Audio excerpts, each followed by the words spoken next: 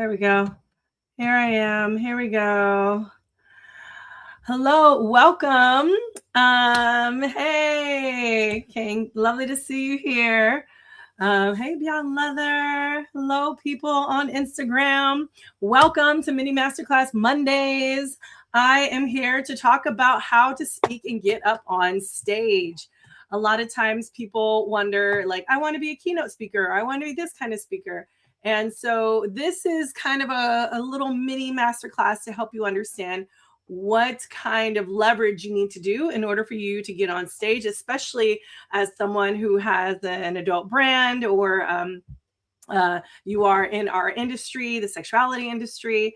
So these are important things to really think about, right? So we have to understand okay. So why speaking is one of the highest leverage skills you can build, right? So most professionals think of speaking as something you do after you've made it, a reward for your achievement. And honestly, the reality is quite the opposite, right? Speaking is how you make it. Every keynote, every panel, every podcast appearance that you're doing, or even any conference talk is a compressed showcase of your expertise delivered to a room full of your exact target audience, right? So you want to consider what happens when you take the stage, right? Hundreds or thousands of people have self-selected to sit in a room because the topic interests them, right? You have their undivided attention. There's no inbox to compete with, no scroll to fight, and that kind of focused attention is almost impossible to replicate through any other channel. Again, being on stage, right? Speaking compounds in ways that most marketing doesn't. A blog post may go stale, right? An ad campaign ends. But a really great talk lives on through recordings, through clips, through word of mouth, through writing, and the relationships you build in the hallway afterwards or in the talk afterwards, right? Each appearance creates social proof for the next one.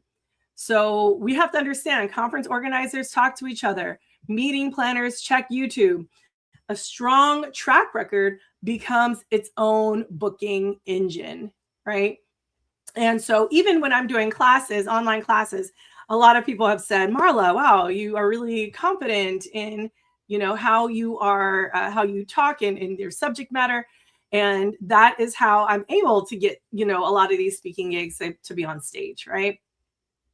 But beyond visibility, speaking sharpens your thinking in ways that nothing else does, right? When you're forced to distill a complex idea, right, into a 30-minute or a 60-minute narrative, 30, 45-minute, 60-minute for a live audience, you discover sort of the gaps in your own understanding and the discipline of creating a talk, right? So you got to have the research, the structure, the iterations, the storytelling, right?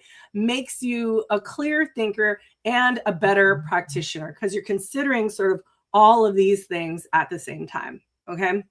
Now, speaking can be a career multiplier. So for founders, speaking fills pipeline. For executives, it builds executive presence, board level credibility if you're sitting on any boards. For consultants and coaches, a single keynote can be worth more in brand awareness than 6 months of content marketing, okay? For practitioners and researchers, speaking is how you establish thought leadership that opens doors to partnerships, advisory roles, and of course, media opportunities. So the professionals who build speaking careers early in their ascent don't wait until they're experts to start. They just start, right? They begin by sharing what they know at the edges of their expertise, teaching what they're learning, what they're documenting, what they're building, and they grow their stage as they grow their knowledge, right? And so you have to understand that speaking authority is built incrementally, right? You can start with like a local meetup, maybe then a regional conference, then a national event, right? Each stage is both a credential and proving ground, right? No one starts at TED. Maybe some people do, but generally people don't exactly start at TED. I was looking at this thread about what TEDx talkers are what the organizers are looking for. And it's just so fascinating, right? About the story. And so a lot of these people who do get selected have, hopefully have spoken before, have been on some sort of stage in one way or another, right? So one of the things you also have to think about too is building a speaker page that helps you get you booked, right? Your speaker page is the most important professional asset as a speaker. It's doing your sales work 24/7, convincing event organizers and meeting planners to trust you with their audience, right? Most speaker pages are either non-existent or probably embarrassing, right? They're buried maybe in an about tab on a general website, or cluttered with too many photos and too little substance, right? A great speaker page has one job only. Answer every question a booker has before they have to ask it. Okay. So what's your follower count? Okay. Anyway, so there's 8 elements that every speaker page needs. And I'm just going to go through these briefly, because if you want to know about speaker pages, you can go to my website, marlarenestewart.com/learn. And you can purchase that class on how to build a complete speaker page and what that means, right? So there's 8 elements every speaker page needs, right? You need a positioning statement. And it shouldn't be your job title, right? It's your speaking identity, right? I help tech leaders navigate the human side of digital transformation. It's far more compelling than COO and former consultant, right? What do you do? What is the benefit of having you as a speaker, right? So your positioning statement, a high quality professional photo, right? A real photo of you in your element, ideally on stage or in a professional setting, right? Your signature talk, right? And your signature talk titles. So there should be 2 to 4 of those. So these are concrete talk titles with a compelling description of a problem you solve, right? A video, the make or break element. So you could have a video, a professional speaker reel or a recording of a full talk. This is one of the single most important elements. Is it always necessary? Not really. But if they can't find you on YouTube or finding some kind of video, then they're not really going to, they're going to be like, well, what exactly do you look like there, right? What exactly are you doing? So please invest in getting this right, even if you have to pay to have one filmed, okay? Social proof and past clients. So logos of events you've spoken at, testimonials from event organizers, one-line quotes from audience members. Specificity does matter, right? Best session of the conference beats great speaker, okay? Topics and your audience fit. So be explicit about who you speak to, what type of events, the industry conferences, corporate offsites, university commencements, right? Bookers self-identify when you are specific, okay? A downloadable one sheet. So a single PDF with your short bio, the talks, the photo, contact info, okay? I would suggest having your followers, all of those counts, email lists, all those things that would be helpful for them to make a decision on you speaking, as well as a direct friction-free inquiry form. Okay, so if someone wants to contact you about speaking, this is the perfect way to do that, right?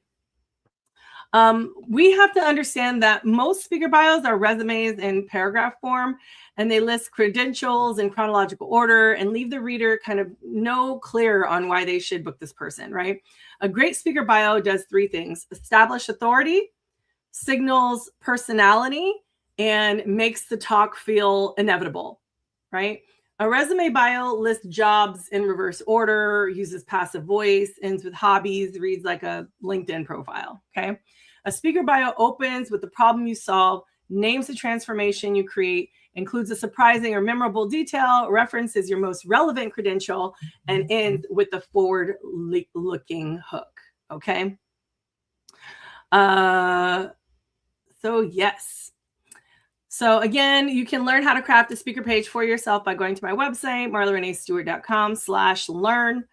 But again, you want to think about all of these different things, right? You want to develop talks that land every single time. And you can use the SPARK framework for talk structure, right? So SPARK, situation. So you want to open the world as it is, name the tension. What is the problem for P? P problem. A, arc, sharing your journey, right? That storytelling piece. The resolution, right? Delivering the framework, the shift, the insight, right? And then, of course, keep with me for K, right? End with one thing they walk out remembering. What is the one thing you're going to remember? Maybe it's a phrase, a challenge, a visual, something that follows them back home with them, okay? And the test here is, if you're developing a talk, could someone summarize your talk in one sentence? And if not, then that means the core idea isn't sharp enough yet. So keep cutting until it is. Some people like to be very, very verbose. I know I have a lot of verbose people in my life. So it's super, super important that you can condense something into a really quick summary. Again, thinking about when you're speaking, developing your opening, designing slides that support you, not compete with you, okay? You want to make sure those are accessible as well. So dark background, light letters, big enough so people can see, right? Rehearsal, right? A lot of people skip the rehearsal for speaking. Please don't skip the rehearsal. You want to be able to know your talk, whether you're delivering it to 5 people or 500 or 5,000 people, you want to make sure that you are on point, okay? Because those people are going to tell their people. Either it's going to be a really great talk, or it's going to be like, oof, that was awful, okay? And so again, there's certain strategies you want to become the speaker everyone wants to book, right? So you can position yourself, right? Owning a corner of the conversation. The most book speakers don't really compete across a wide landscape. They have a specific intersection. Remember, thinking about that audience niche, okay? And so I have an exercise on my blog to help you figure that out. Just, you got to fill in the sentence. I am the only speaker who, what is your unique lens plus your unique audience plus unique outcome, right? If you can't complete it, that means your positioning isn't sharp enough yet. And the goal is to be so obvious, the obvious choice for a specific type of booker, not the possible choice for any booker. And so, you want to build your, speaking career stage by stage. So again, you want to go local and community first. Then you want to go to regional conferences and podcasts. Then you want to hit up national conferences and corporate events. And then stage 4 is like marquee, keynotes, global stages. You should be doing that hopefully by year 3, okay? Year 3, year 4. These are really great ways to kind of build you up so you have the confidence, you know who you're speaking to, you know what you're speaking about, and you have a really solid performance. So again, you want to make proposals that, that look good. You want to ensure that you are cultivating, nurturing those relationships that help to make those speaking careers. You want to build the content machine that supports, your speaking. And of course, you want to charge what you're worth, right? New speakers often undercharge dramatically, either because they lack confidence or because they, confuse maybe exposure with compensation, right? Exposure is real, but so is your time, preparation, intellectual property, and of course the travel burden. Okay. We're not all spring chickens anymore. So start with an honest assessment of your market value.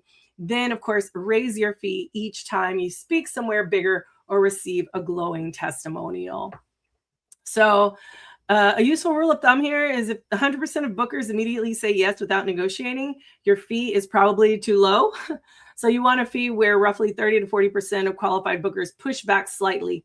And that's sort of the sweet spot between accessibility and perceived value. So again, the most impactful speakers aren't the most polished or the most credentialed. They are the ones who are the most prepared, the most honest, and the most audience first. So you want to walk on stage having done everything you could to earn that room's time, okay? And then give everything you have out there. The bookings will follow. People will look out for you again and again and again. And that's why, like I said, I feel very fortunate in that aspect that I'm able to, despite any kind of perceived setbacks, I am able to come through and again, I'm able to come through and do the things I need to do in order to get booked on stage again. So anyway, thank you all so much for joining me today about speaking. Again, if you are thinking about this industry, or going into this industry, you can apply to be in the official program, right? You can just go to successful.biz. That's SCXCESSFUL.biz.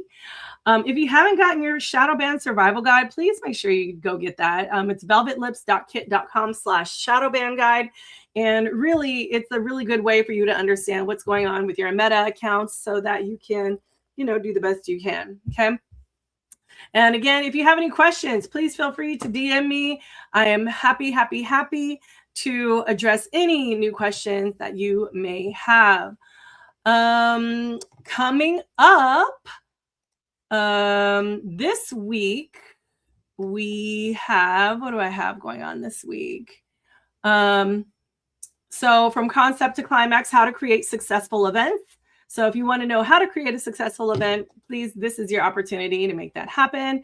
And quarterly reflection lab is coming up soon in July. So if you want to see, hey, how is my half a year gone? How's the next 3 months? We're doing this every quarter to kind of keep on track to see what we're doing.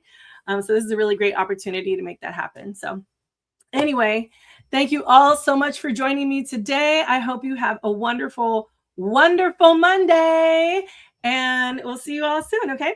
Bye.